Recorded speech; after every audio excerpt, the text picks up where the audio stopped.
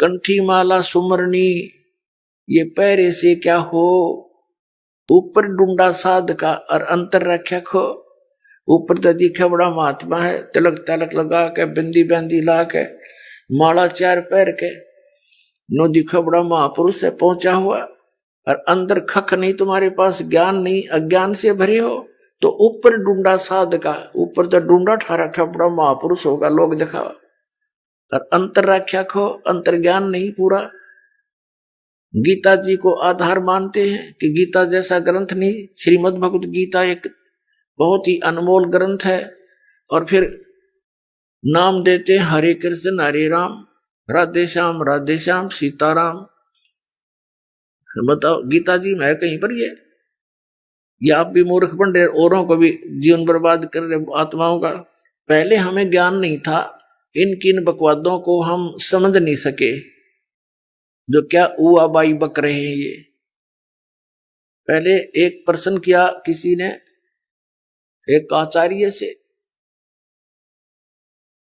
उससे पूछा क्या ब्रह्मा विष्णु महेश किसकी भक्ति करते हैं, वो भी साधना कर रहे हैं, भगवान शिव को देख लो ऐसे बैठे समाधि में। कोई कहता है कि ये उस विराट परमात्मा की भक्ति करते हैं ब्रह्मा विष्णु महेश। इस मूर्ख ने कोई पूछा है, अब तो तू कह रहा था श्री कृष्ण स्वयं परमात्मा है, पूर्ण ब्रह्म है, इसके अतिरिक्त कोई भगवान नहीं है, हैं? अरिबनों का यो विराट परमात्मा की भक्ति करते हैं, फिर ये कृष्ण क्या रहेगा तुम्हारा, ये व्हाट इज कृष्ण फिर। इब तो तू कह रहा श्री कृष्ण सुप्रीम पावर है, अनंत कोट ब्रह्मांड का मालिक है, अरिबनों का हाँ कहीं ना कहीं के उसमें विराट परमात्मा में लीन हो जाते हैं, ये किसी उस परमात्मा की भक्ति करते हैं।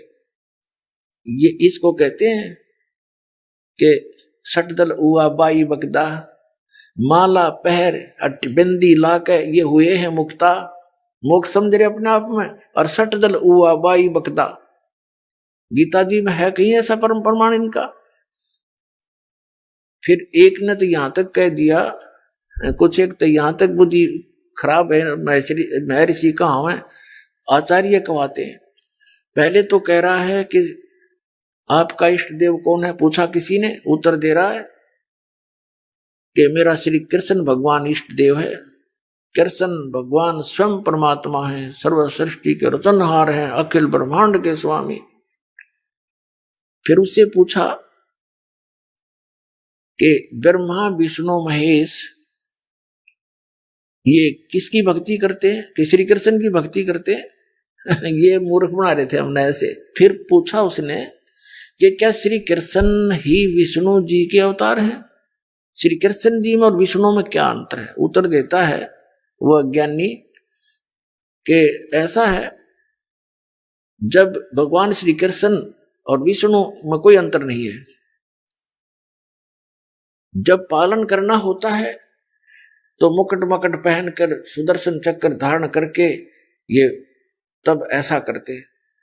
और श्री कृष्ण रूप में जैसे कोई अधिकारी होता है, वर्दी उतार के आराम से रह रहा है तो समझो कृष्ण रूप में, और जब वो ऑफिस में जाता है तो फिर श्री कृष्ण विष्णु ही बनकर मुकुट मकुट धार कर वहां वैसे होता है। इसमें श्री कृष्ण में और विष्णु में कोई अंतर नहीं है। अरे फूटे बाग, इसे आचार्य मिले। पहले तो कह रहा था श्री कृष्ण भगवान की भक्ति करते हैं ब्रह्मा विष्णु महेश, फिर कह रहा है कि श्री कृष्ण में विष्णु में कोई अंतर नहीं। नकल देखो इनकी। तो पुण्यात्माओं, ऐसे हम इन अज्ञानियों को और महापुरुष समझते थे, क्योंकि ये संस्कृत बोला करते थे। क्योंकि जो बालक बचपन से ही संस्कृत बोलने लग जाए तो वो तो फिर अभ्यास हो जाता, उसके घर में भी संस्कृत बोलने वाले होते थे। एक वृद्धा मिली मुझे, वो उपदेश लेने आई, गांव बराण गांव की थी, और उसने बताया जी मैं तीसरी चौथी कक्षा ही पढ़ी थी, मुश्किल से, फिर उसमें पढ़ाई की व्यवस्था नहीं थी, लड़कियों को नहीं पढ़ाते थे, और भगवान में रुचि नहीं थी मेरी। उसने बताया कि मैं गीता जी श्रीमद् भगवत गीता के अध्याय नंबर 2 का नित्य पाठ करती हूँ, और मुझे ये कंठस्थ याद है। बताओ, श्रीमद् भगवत गीता के अध्याय नंबर 2 के लगभग 70-69 श्लोक हैं।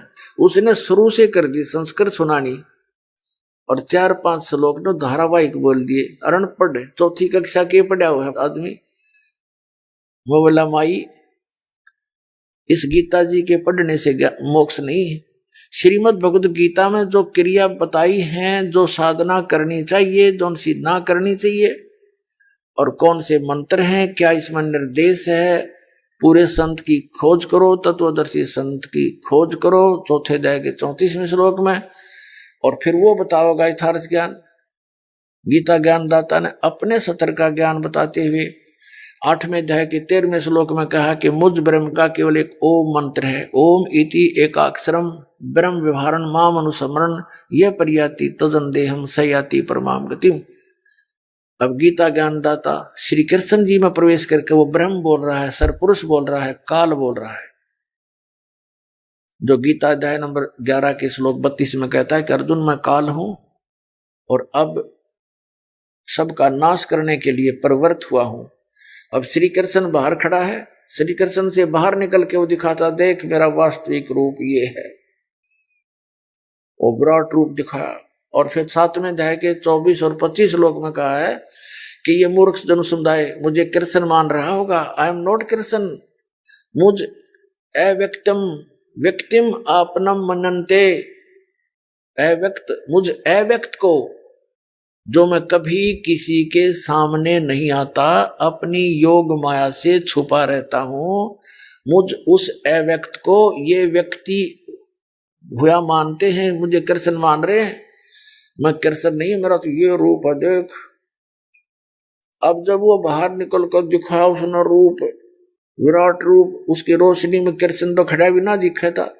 तब अर्जुन ने कहा कि आप कौन हो, मैं आपको नहीं जानता है महानुभाव, आप अपना परिचय दो। अब कृष्ण अर्जुन का साला था, सुभद्रा उसकी बहन अर्जुन का ब्याह रखी थी, अपने साले ने कोई पहचान नहीं सकता, क्या उसको ये कह सकता मैं नहीं जानता, बताओ कौन हो। वो काल था। फिर वो उसी हाथ जोड़ रहा योद्धा, अर्जुन जैसा योद्धा हाथ जोड़ रहा है कि मैं आपके इस भयंकर रूप को देखकर बेचैन हो रहा हूं, मैं बहुत डर गया हूं, आप अपने उसी रूप में आ जाइए, चतुर्भुज रूप में। अब अर्जुन उसको श्री कृष्ण को विष्णु मान रहा था, उस काल को विष्णु मान रहा था। और फिर कहा कि वो काल कहता है कि मैं ये हूं भाई, सबको खाने के लिए आया हूं। तो इससे सिद्ध है कि श्री कृष्ण नहीं बोल रहा था गीता, वो श्री कृष्ण जी के अंदर प्रवेश करके ये काल बोल रहा था। ये ऐसी ही लीला करता है। विष्णु पुराण के अंदर ये प्रमाण दिया हुआ है, उससे आपको परिचित कराएंगे समय आने पर। अब ये इस प्रकार हमें उआबाई का ज्ञान दिया करते थे। गीता ज्ञानदाता कहता है कि मेरा तो एक ओम अक्षर है, नथिंग एल्स, मुझ ब्रह्म का। और इसका जो अंतिम श्वास तक भजन करते हैं, साधना करते हैं, तो मुझ से मिलने वाली परम गति, ओम नाम के जाप से मिलने वाली परम गति को प्राप्त होते हैं। ओम नाम के जाप से कौन सी परम गति मिलती है? ब्रह्मलोक प्राप्त होता है। और ब्रह्मलोक पर्यंत, ब्रह्मलोक में भी गए हुए प्राणी फिर लौट कर आते हैं, उनका जन्म और मृत्यु होता है। श्रीमद् भगवत गीता अध्याय नंबर 8 के ही श्लोक नंबर 16 में गीता ज्ञानदाता कहता है कि ब्रह्मलोक पर्यंत भी सभी लोग पुनरावर्ती के अंदर है। पुनरावर्ती का अर्थ होता है वहां गए हुए प्राणी भी लौटकर संसार में आते हैं, पूर्ण मोक्ष नहीं होता। जन्म मृत्यु का ये दीर्घ रोग नहीं समाप्त होता। यहां अनुवादकर्ताओं ने श्रीमद् भगवत गीता अध्याय नंबर 8 के श्लोक नंबर 16 में अनुवादकर्ताओं ने अनुवाद गलत कर दिया। इन्होंने विद्यते का अर्थ लिख दिया कि होना, विद्यमान होना। एक अक्षर का केवल एक ही अर्थ नहीं होता, उससे संबंधित बहुत से अर्थ बनाए हैं। जैसे विद्य धातु विद्या के लिए भी प्रयोग होती है, विद्य माने जानना, विद्य। और यहां विद्यते, इसका अर्थ ये बनता है कि जो ये नहीं जानते कि ब्रह्मलोक पर्यंत सभी पुनरावृत्ति के अंदर है, उनका वहां जाने के बाद फिर वापस आना पड़ता है, वो मुझे प्राप्त प्राणी भी पुनरावृत्ति में है अर्जुन, जो ये नहीं जानते। इन्होंने क्या लिख दिया कि ब्रह्मलोक में गए हुए प्राणी भी जन्म मृत्यु में आते हैं, पुनरावृत्ति के अंदर है, लेकिन मुझे प्राप्त प्राणी का जन्म मृत्यु नहीं होता। ये अनुवाद गलत है, क्योंकि यदि ये सही माने कि गीता ज्ञानदाता कहता है मुझे प्राप्त प्राणी का फिर जन्म नहीं होता, मेरी साधना करने वाले का फिर जन्म नहीं होता, तो फिर ये अन्य श्लोक बहुत सारे गलत हो जाते हैं। जैसे श्रीमद् भगवत गीता अध्याय नंबर 2 के और श्लोक नंबर 12 में गीता ज्ञानदाता कहता, अर्जुन ये ना सोच के तू और मैं और ये सभी सैनिक योद्धा पहले नहीं जन्मे थे और आगे ना होंगे। ये ना सोच के हम वर्तमान में ही जन्मे हैं, हमारा पहले भी जन्म हुआ है, हम सबका, तेरा मेरा और सबका, और आगे भी होगा। गीता जी अध्याय नंबर 4 के श्लोक नंबर 5 में गीता ज्ञानदाता कहता, अर्जुन तेरे और मेरे बहुत जन्म हो चुके, तू नहीं जानता, मैं जानता।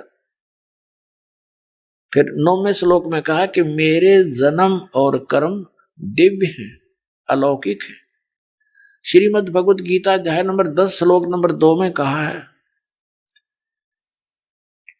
कि अर्जुन मेरी उत्पत्ति को, यानी मेरे जन्म को न तो ये ऋषि लोग जानते, न ये सिद्ध जानते, न ये देवता लोग जानते, क्योंकि इनका आदि कारण मैं ही हूं, इनकी उत्पत्ति करने वाला मैं ही हूं। अब यहां विचारणीय विषय है कि संतान अपने पिता की उत्पत्ति को नहीं जानता और पिता अपने पुत्रों की, अपने संतान की डेट ऑफ बर्थ भी बता देता है, जन्म तिथि भी बता देता है। तो यहाँ गीता ज्ञानदाता 10वें अध्याय के दूसरे श्लोक में ये तो स्वीकार कर ही रहा है कि मेरा जन्म, मेरी उत्पत्ति तो होती है, लेकिन ये देवता लोग जो इससे उत्पन्न हुए हैं, ब्रह्मा विष्णु महेश और ये सब, ये नहीं जानते। तो इसको कौन जानता है? इस ज्योत निरंजन यानी ब्रह्म का पिता, परम अक्षर ब्रह्म, सत्य पुरुष कबीर साहब, कबीर देव, वो जानता है, जो ब्रह्मा विष्णु महेश का भी दादा है। इस ज्योत निरंजन ब्रह्म जो ब्रह्मा विष्णु महेश का पिता है, इसका भी पिता है, तो वो जानता है। उसने आकर के स्वयं बताया है इसकी जन्म और मृत्यु को। तो इस प्रकार पुण्यात्मा इन सदग्रंथों को घोटने मात्र से और मोक्ष नहीं है, इन सदग्रंथों में जो लिखा है वैसे करने से मोक्ष होता है। तो उस परमात्मा ने आकर के क्या बताया हमारे को? ऋग्वेद मंडल नंबर 9 पहले बताते हैं आपको कि परमेश्वर ने कहा था अपनी प्यारी आत्मा धर्मदास जी को मिले थे, वो अपने विधान अनुसार जैसी लीला वो किया ही करते हैं। उनको बताया था कि ये चारों वेद मेरी ही महिमा का गुणगान करते हैं। वेद मेरा भेद है, मैं ना मिलूं वेदन के माही, और जौन वेद से मैं मिलूं ये वेद जानते नहीं। ये 4 वेद,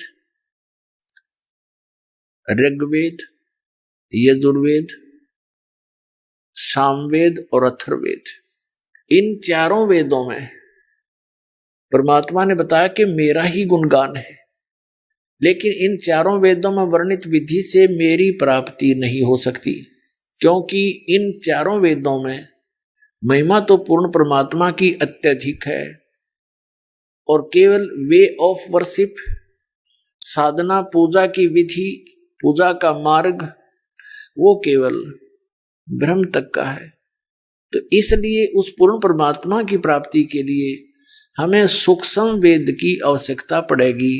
वो सूक्ष्म वेद इस काल भगवान ने इस डर से नष्ट कर दिया था कि कहीं यहाँ के प्राणियों को इनके अपने पिता अपने निज ठिकाना सतलोक का पता ना लग जाए, जहां बहुत सुख है, तो ये भाग ना जावे यहां से सत साधना करके। इसलिए इसने वो सूक्ष्म वेद को नष्ट कर दिया और वेदों, गीता और पुराणों का नाम लेकर के अपने द्वारा भेजे हुए इन काल के दूतों से अज्ञान फैलवा दिया, सदग्रंथों के विरुद्ध विपरीत ज्ञान हमारे को सुनवा दिया। और जिस आधार से हम अपने परमात्मा को ना पहचान कर इन नासवान भगवानों को अविनाशी जानकर आश्रित हो गए, तो उसकी पूर्ति करने के लिए सूक्ष्म वेद जो काल भगवान ने ब्रह्म ने नष्ट कर दिया था, उसकी पूर्ति करने के लिए स्वयं परमात्मा आते हैं और उस सूक्ष्म वेद को अपने मुख से उच्चारण करके बोल के एक ऋषि रूप में, संत रूप में यहाँ पृथ्वी पर विचरते रहते हैं, घूमते रहते हैं और वो ज्ञान प्रचार करते हैं। तो यहां बताया है कि वेद मेरा भेद है, मैं मिलूं वेदन मैं नाही, और जौन वेद से मैं मिलूं, ये वेद जानते नहीं। अब वो कौन सा वेद है, वो कौन सा ज्ञान है? ये सूक्ष्म वेद है। इस सूक्ष्म वेद की जानकारी वेदों में नहीं है। अब परमात्मा ने आकर के क्या बताया कि ये ब्रह्मा विष्णु महेश की क्या सचिथि है और ब्रह्म इस ज्योति निरंजन का जन्म कैसे हुआ, इसकी उत्पत्ति कैसे हुई, ये अपने जन्म और कर्म को अलौकिक कैसे बताता है, ये ज्ञान सूक्ष्म वेद के अंदर है। अब प्रसंग चल रहा है, हम उसी पर लौटते हैं कि गीता के अंदर जो वर्णित विधि है उसको न अपनाकर ये अज्ञानी मंडलेश्वर और ये आचार्य ऋषि गुरु ब्राह्मण पंडित कोई जाति विशेष के लिए नहीं है। यहाँ पर ये प्रसंग जो चल रहा है ये किसी ब्राह्मण विशेष जाति विशेष से नहीं है। जैसे अध्यात्म मार्ग के अंदर ब्राह्मण किसे कहते हैं? ब्राह्मण सोए जो ब्रह्म पछाणे और पंडित सोए जो पिंड की जाने। अन्य ब्राह्मण नहीं है। जिसने ब्रह्म पहचाना, परमात्मा को जान लिया, वो ब्राह्मण है। मेरे गुरुदेव जी थे, वो ब्राह्मण जाति से थे। गांव बड़ा पैंतावास, डिस्ट्रिक्ट भिवानी, दादरी के पास, हरियाणा के अंदर, वहां उनका जन्म था। ब्राह्मण वर्ग में एक ब्राह्मण वर्ण है, जैसे ये 4 वर्ण बनाए हुए हैं, क्षत्रिय, ब्राह्मण, वैश्य और शूद्र। तो ब्राह्मण वर्ण के अंदर आवश्यक नहीं है कि सभी ब्राह्मण हो। अक्षत्रिय वर्ग में ये भी कंपलसरी नहीं कि सभी अक्षत्रिय हो। वैश्य वर्ण में सभी वैश्य नहीं होते, वो अन्य भी कार्य साथ साथ पैरेलल करते रहते हैं। तो ब्राह्मण का यहाँ जो वर्ण ब्राह्मण है ये अलग है। जैसे इनके पूर्वज जो थे ब्राह्मणों के, वो ऋषि महर्षि हुआ करते थे। वो केवल क्या काम करते थे? स्वयं विद्या ग्रहण करते थे, सदग्रंथों को पढ़ते थे, अन्य को सुनाया करते थे। गांव गांव नगर नगर में जा करके सत्संग करके उनको भगवान की भक्ति के बारे में मार्ग बताते थे। तो इसलिए उनको ब्राह्मण कहा जाता था। ये जानकर के ब्रह्म को जानने वाले हैं, परमात्मा के विषय में जानकार हैं, क्योंकि ये संस्कृत बोलते हैं, संस्कृत जानते हैं, पढ़े हैं, और सदग्रंथ भी संस्कृत भाषा में लिपिबद्ध है। मेरे गुरुदेव जो थे वो ब्राह्मण वर्ण में जन्मे थे, लेकिन वो अपने आप को ब्राह्मण नहीं कहते थे, वो संत कहते थे। और मेरे दादा गुरुजी यानी गुरुजी के गुरुजी वो जाट थे, गांव छावला दिल्ली के। वो जाट होते हुए पंडित कहलाए। उन्होंने 15-16 वर्ष की आयु में घर त्याग दिया था। एक साधु संत उनको मिल गए थे। वो बड़े प्रचंड माइंड के थे, यानी गरीबदासी संत थे वो, जिनको ये मिले थे मेरे दादा गुरु जी। तो उन्होंने देखा कि लड़का बहुत होनहार नजर आता है, तो उस हमारे जो गरीबदासी संत थे, यानी मेरे गुरु जी के हमारे चौथे दादाजी, दादाजी के दादाजी समझो, परदादा गुरु जी, उसने ये विचार किया कि इस लड़के को क्यों ना काशी विद्यापीठ में पढ़ाऊं और ये सदग्रंथों को जानकर समझकर अच्छी तरह ज्ञान दे। इस उद्देश्य से काशी विद्यापीठ में उनका प्रवेश दिला दिया और वो इतने तीव्रता से पढ़े, 4 विषय के आचार्य बन गए। तो उनको पंडित चिदानंद कहा जाने लगा, उनका चिदानंद नाम था, चिदानंद। उनके नाम से आज भी आश्रम बना हुआ है डिस्ट्रिक्ट सोनीपत। खरखोदा के पास एक गांव है डिस्ट्रिक्ट सोनीपत में, खरखोदा तहसील के अंदर गोपालपुर गांव है। उस गोपालपुर गांव में आज भी हमारे दादा गुरुदेव जी जो जाट थे, लेकिन उन्होंने उस पंडित वाली उपाधि प्राप्त कर ली थी, वहां आश्रम बना हुआ है, लिखा हुआ है पंडित चिदानंद आश्रम।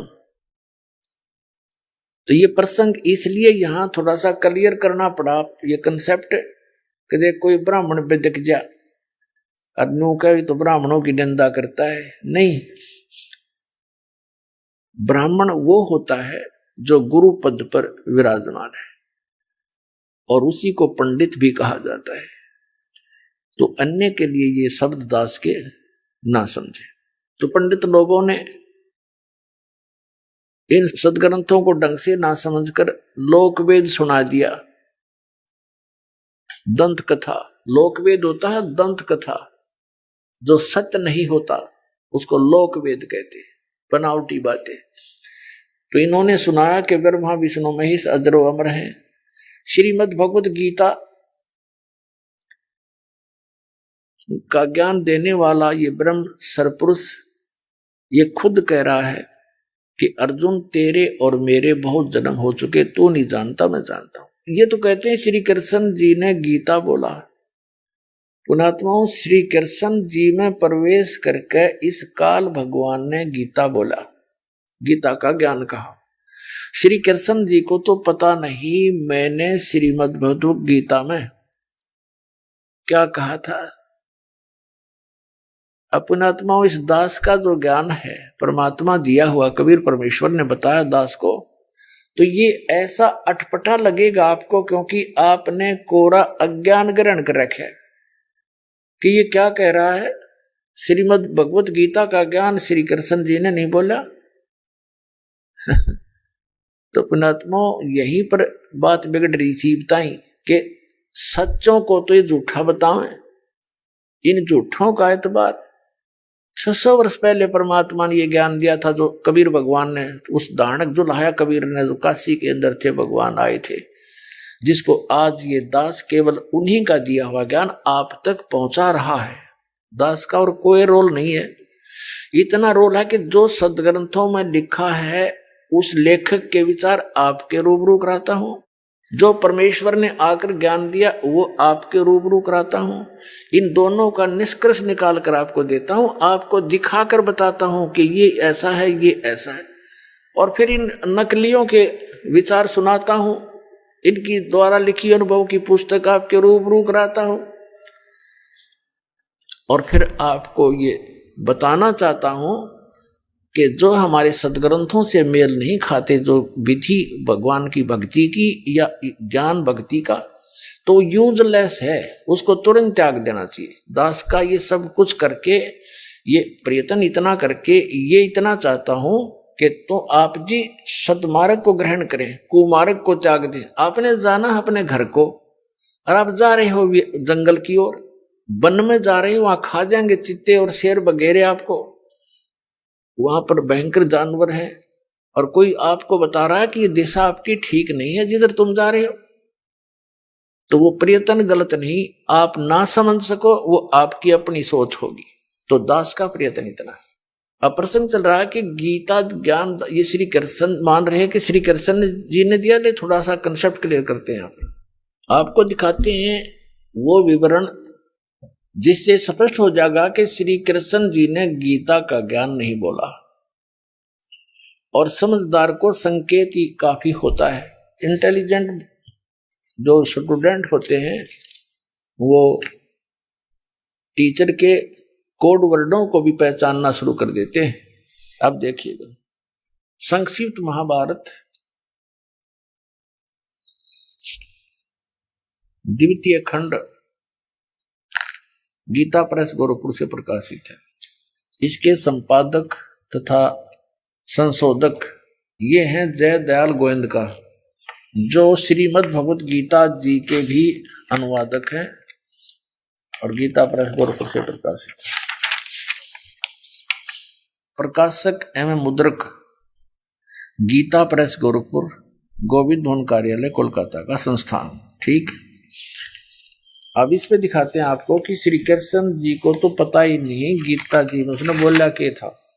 ये द्वितीय खंड है, इसका द्वितीय खंड, ये द्वितीय खंड है महाभारत का, संस्कृत महाभारत का, और इसके 667 पृष्ठ पे हम आपको दिखाएंगे। जन्मेजय ने पूछा, शत्रुओं का नाश हो जाने के बाद जब महात्मा श्री कृष्ण और अर्जुन सभा में बैठकर वार्तालाप कर रहे थे, उस समय उनमें क्या क्या बातचीत हुई। वैशंपायन जी ने कहा, कृष्ण सहित अर्जुन जब अपने राज्य पर पूरा अधिकार प्राप्त कर लिया तो अर्जुन ने जब अपने राज्य पर पूरा अधिकार प्राप्त कर लिया तो वे दिव्य सभा भवन में आनंद के साथ रहने लगे। एक दिन सब जनों से घिरे हुए दोनों मित्र स्वेच्छा से घूमते हुए सभा मंडप के ऐसे भाग में पहुंचे जो स्वर्ग के समान सुंदर था। पांडुनंदन अर्जुन श्री कृष्ण के साथ रहकर बहुत प्रसन्न थे।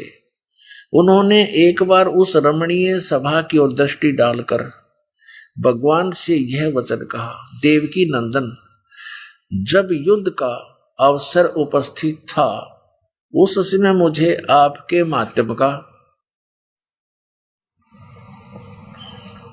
ज्ञान और ईश्वरीय स्वरूप का दर्शन हुआ था, किंतु केशव आपने स्नेहवश पहले मुझे जो ज्ञान का उपदेश किया था वह सब इस समय बुद्धि के दोष से भूल गया है। उन विषयों को सुनने के लिए बारंबार मेरे मन में उत्कंठा होती है।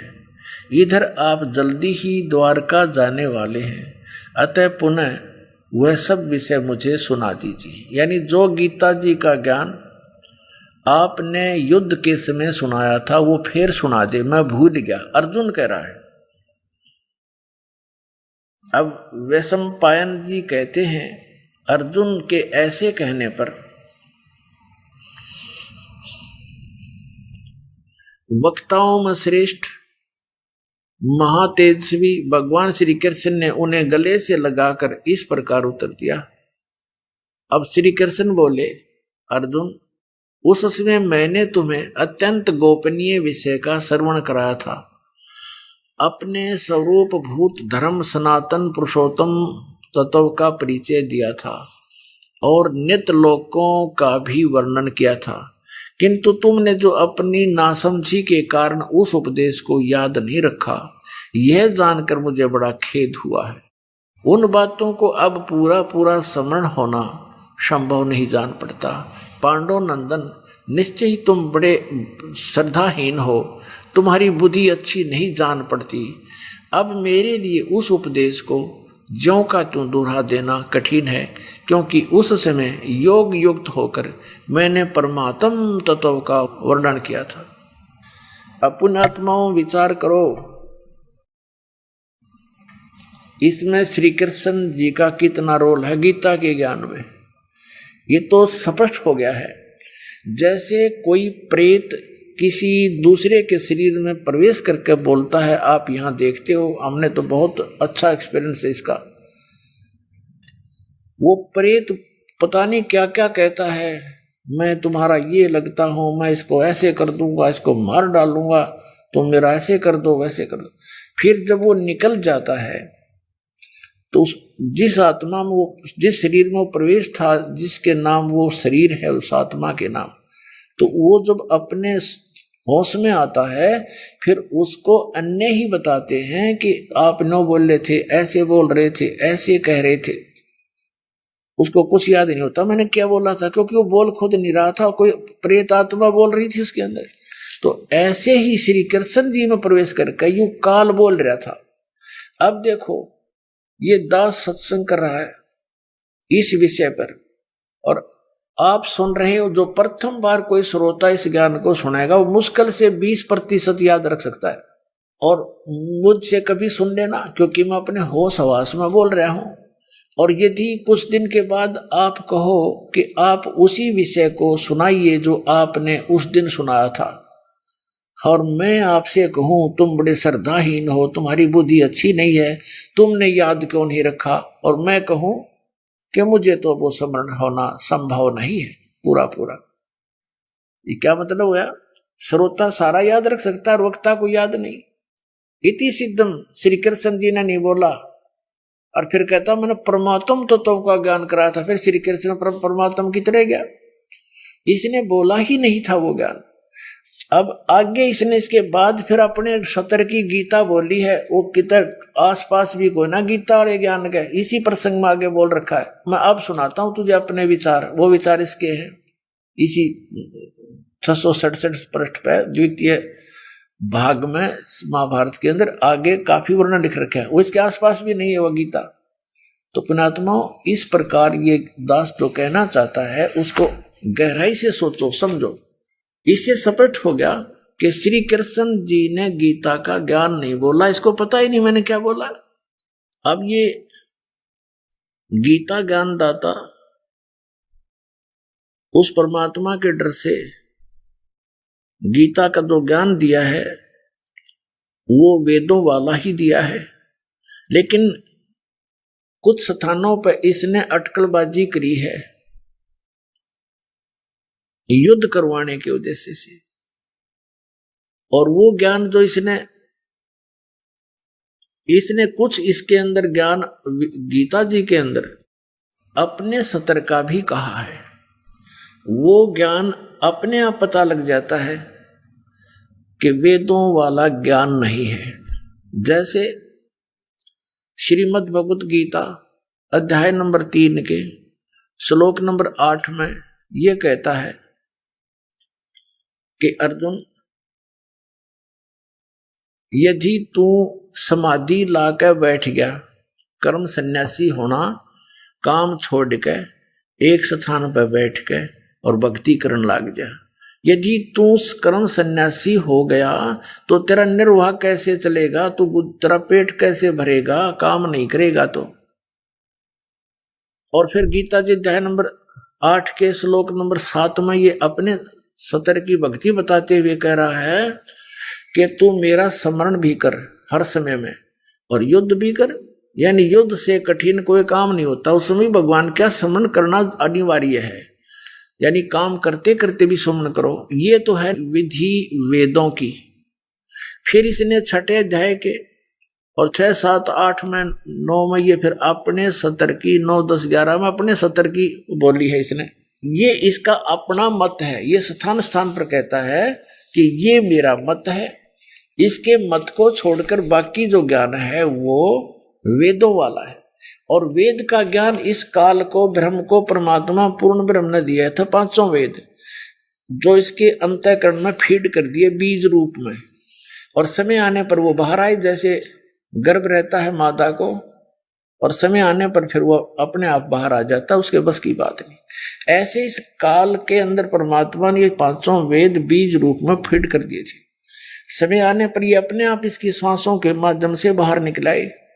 और ये देखकर हैरान रहा, फिर देखा उसने पढ़ने लगा तो इसने देखा कि 5वां वेद जो है ये तो तेरी जड़ उखेड़ देगा, तेरी पोल खोल देगा। इसने उसको छुपा दिया, शेष 4 वेद अपने पुत्र ब्रह्मा को दे दिए। तो वेदों का जो ज्ञान है वो गॉड गिवन है, और गीता में जो ज्ञान है वो भी वही गॉड गिवन ज्ञान है, लेकिन इस काल गॉड ने, इस काल भगवान ने कुछ अपने सत्र की मिलावट कर दी, वो दिखाते हैं। ये देखिएगा श्रीमद् भगवद गीता, ये गीता प्रेस गोरखपुर से प्रकाशित है। जयदयाल गोविंद का इसके अनुवादक है। अध्याय नंबर 3 और श्लोक नंबर आपको दिखाते हैं। हम 4 से शुरू करते हैं, श्लोक 4 से। मनुष्य ने तो कर्मों का आरंभ किए बिना निष्कर्मता को प्राप्त होता है, और न कर्मों को त्याग मात्र से सिद्धि यानी सांख्य योग निष्ठा को प्राप्त। अब 5वें में क्या कहा है? निसंदेह कोई भी मनुष्य किसी भी काल में क्षण मात्र में बिना कर्म किए नहीं रहता, क्योंकि सारा मनुष्य समुदाय प्रकृति जन गुणों द्वारा परवश हुआ कर्म करने के लिए बाध्य किया जाता है। अब 6 में, 3 अध्याय का 6 में, ये 6 है। जो मूढ़ मनुष्य समस्त इंद्रियों को हठपूर्वक ऊपर से रोककर मन से इंद्रियों के विषयों का चिंतन करता रहता है, वह मिथ्याचारी दंभी कहलाता है। तथा ये 7वां, किंतु हे अर्जुन, जो पुरुष मन से इंद्रियों को वश में करके तो अनासक्त हुआ समस्त इंद्रियों द्वारा कर्म योग का आचरण करता है, यानी काम करते करते भक्ति करता है, वही श्रेष्ठ है। इसका अर्थ ये। फिर 8वें में क्या कहा है, यहां इसका अनुवाद है। तू शास्त्र विहित कर्तव्य कर्म कर, शास्त्रों में वर्णित जो कर्म है भक्ति के वह कर, क्योंकि कर्म न करने की अपेक्षा कर्म करना श्रेष्ठ है। कर्म न करने से तो शरीर निर्वाह भी नहीं सिद्ध होगा। अब इससे सिद्ध हो गया कि यदि तू एक स्थान पर बैठा रहेगा तो तेरा निर्वाह कैसे होगा, इसलिए तू शास्त्र अनुकूल जो साधनाएं वो कर। फिर इसने 6 अध्याय के अंदर अपना मत बताया है जो इसके विपरीत है। ये देखिएगा अध्याय नंबर 6 श्रीमद् भगवद गीता श्लोक नंबर 10 में, मन और इंद्रियों सहित शरीर को वश में रखने वाला आशा रहित संग्रह रहित योगी अकेला ही एक स्थान पर स्थिर होकर देख लिया, इसके विपरीत कर दिया ना, अकेला ही एक स्थान पर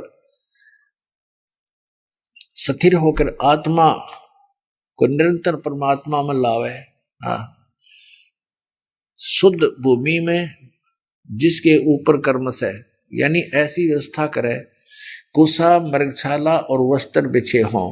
पहले डाब घास, ऊपर फिर मृग की छाल, हिरण की खाल, उसके ऊपर फिर वस्त्र बिछावे। यूं कह रहे हैं, न ऊंचा हो वो आसन, न बहुत ऊंचा हो और न नीचा हो बहुत नीचा हो। ऐसे अपने आत्मा को स्थिर स्थापन करे। उस आसन पर बैठकर चित्त और इंद्रियों की क्रियाओं को वश में रखते हुए मन को एकाग्र करके अंतःकरण की शुद्धि के लिए योग अभ्यास करे। बोलो। फिर आगे लिखा है 6 अध्याय का ही, हमने 12वां पढ़ लिया, अब हम 13वां पढ़े कि काया सिर और गले को समान अचल धारण करके और स्थिर होकर अपनी नासिका के अग्रभाग पर नाक के अगले हिस्से पर दृष्टि जमाकर अन्य दिशाओं को न देखता हुआ ब्रह्मचारी व्रत में स्थित भय रहित भली भांति शांत अंतःकरण वाला सावधान योगी मन को रोक कर मुझ में चित्त वाला मेरे प्राण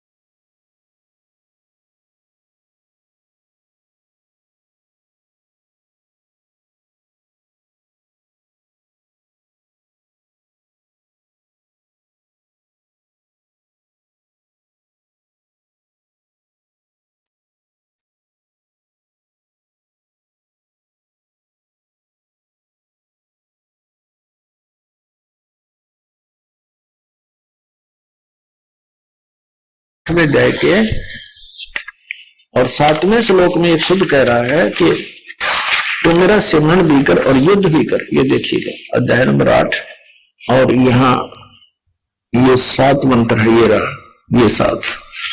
इसमें कहा कि इसलिए हे अर्जुन तू सब समय में मेरा स्मरण कर और युद्ध भी कर। मुझ में अर्पण किए हुए मन बुद्धि युक्त से होकर तू निसंदेह मुझको ही प्राप्त होगा। ये है वेद ज्ञान। वेद ज्ञान क्यों है? क्योंकि वेद में भी लिखा है। यजुर्वेद अध्याय नंबर 40 के मंत्र नंबर 15 में वेद ज्ञान दाता वही है जो गीता ज्ञान दाता है, जो श्री कृष्ण में बोल रहा है। तो वेद ज्ञान दाता क्यों कहा गया? क्योंकि इसको ज्ञान ग्रहण हुआ अंतःकरण में, और इसके अंतःकरण में ये फीड है और एक बाहर भी कॉपी आ गई, जैसे कंप्यूटर के अंदर होती है, अंदर भी रहती है सेव और बाहर भी कॉपी उसका डाउनलोड कर ली जाती है। तो वहां से जो बोल रहा था उसने वेदों का ज्ञान जो इसने सुनाया अन्य को, तो वो सही बोला। जब इसने युद्ध करवाना था, अटकलबाजी करनी थी, बाद में इसको पता लग गया कि तो इसमें भी बहुत कुछ निर्णय है, तो इसने अपनी अटकल साथ लगा दी और वो ज्ञान वेद ज्ञान गॉड गिवन है। अब जैसे यजुर्वेद अध्याय नंबर 40 के और मंत्र नंबर 15 में स्पष्ट किया है कि ओम नाम का जाप कर्तु समर किलवे समर और कर्तुम समर वायु अनिलम अथिदम भस्मांतम शरीरम। ओम कर्तु समर किलवे समर और कर्तुम समर। क्या बताया है कि ओम नाम के जाप को काम करते करते सुमन कर, विशेष कसक के साथ सुमन कर और मनुष्य जीवन का मूल कर्तव्य जानकर ओम नाम का स्मरण कर। जिससे क्या होगा कि जब तेरा शरीर नष्ट होगा, भस्म होगा, तेरा शरीर समाप्त होगा, उस समय तुझे इस ओम नाम के जाप से मिलने वाली जो राहत है, जो गति है, वो उतना अमृतव प्राप्त होगा। और यही गीता जी अध्याय नंबर 8 के श्लोक नंबर 13 में कहा है, ओम इति एकाक्षरम ब्रह्म व्यवहारन माम अनुस्मरण ये परियाति तजन देहम स याति परमाम गतिम। मुझ ब्रह्म का केवल एक ओम मंत्र है, और जो इसको अंतिम श्वास तक सिमरण करता है, शरीर त्याग कर जाते समय तक, तो मेरे वाली यानी परम गति को प्राप्त होता है। जो ओम से मिलने वाली परम गति वो ब्रह्म लोक है, वो ओम से मिलने वाली परम गति। और ब्रह्म लोक में गए हुए प्राणी फिर वापस आते हैं, उनकी पूर्ण मोक्ष नहीं होता। अब आपको यजुर्वेद से रूबरू कराते हैं। ये यजुर्वेद है प्रकाशक सार्वदेशी कार्य प्रतिनिधि सभा, महर्षि सिद्धांत भवन, रामलीला मैदान, नई दिल्ली। इसके अनुवादक महर्षि दयानंद, आर्य समाज प्रवर्तक, मुद्रक हैं prince offset printers, 1510 Pataudi house, Triyaganj, New Delhi से। ये 40वां अध्याय है, 4400 अध्याय, 40वां अध्याय। और इसका ये जो मंत्र है 15वां मंत्र है, इसमें क्या लिखा कि वायु अनिलम अमृतम अथिदम भस्मांतम शरीरम। ओम कर्तो समर किलबे समर और कर्तुम समर। ओम नाम का जाप काम करते करते सिमरण करो। कर्तो माने काम करते करते, किलबे माने विशेष करबलाहट के साथ, कसक के साथ, और कर्तुम माने कर्तव्य समझकर, अपना मनुष्य जीवन का कर्तव्य समझकर सिमरण कर।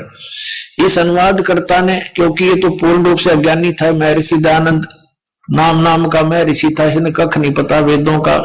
ये भी ब्राह्मण था, संस्कृत बचपन से पढ़ा करता था, संस्कृत से भाषण करता था, बोलता था, जिस कारण से विद्वान प्रसिद्ध हो गया, महर्षि प्रसिद्ध हो गया। इसने कख नहीं पता था। अब यहां यदि इसको पता होता तो ये अनुवाद ऐसा नहीं करता।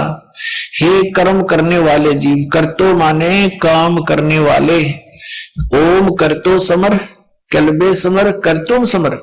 ओम नाम का जाप, इस ओम का जाप काम करते करते माने काम करते करते सिमरण कर, कल्बे माने विशेष कसक के साथ सिमरण कर इस ओम को, और कर्तुम मनुष्य जीवन का कर्तव्य जानकर सिमरण।